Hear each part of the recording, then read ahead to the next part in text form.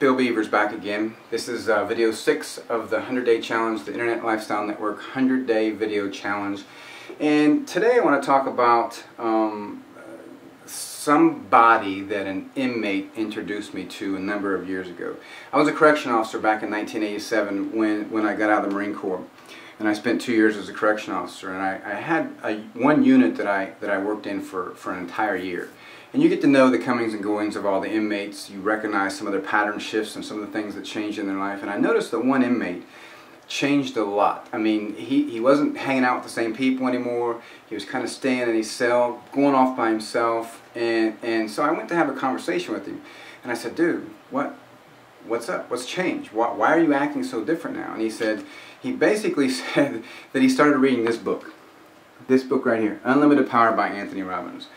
And he started explaining to me some of the stuff in the book that made changes in his life. The food that he was eating differently now, and just the things that had changed in his life. And they were all positive change. I noticed a positive change in this guy's life, right? So I'm like, I got to go get this book. From that point forward in 1987, I became a follower of Tony Robbins.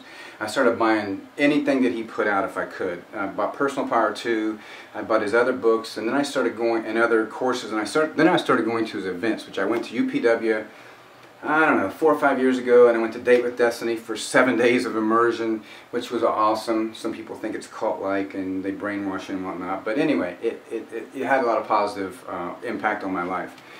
But one thing that I learned, especially when I went to UPW, about breakthroughs and making changes in your life. And I'm going to try to keep this as short as possible. I don't want this to be very long today. So I'm going to talk fast. Is putting yourself in a peak state. And when I came through UPW and I signed up for the mastery program, I was assigned a coach. And the coach, we would meet on the phone once a week, and we'd go through a process of talking how the week went, what my plans were, and so on and so forth. And I was having a problem with some prospecting that I was doing at that time. So he asked me, he said, and this was long distance prospecting, the guy lived in North Carolina. He said, so do you get yourself in a peak state before you get on the phone call? And I'm like, no. And you would think that might be something that I would do, since I just spent, you know, however many thousands of dollars to go through this training. And that's one of the primary things that Tony teaches about making breakthroughs, is putting yourself in a peak state physically.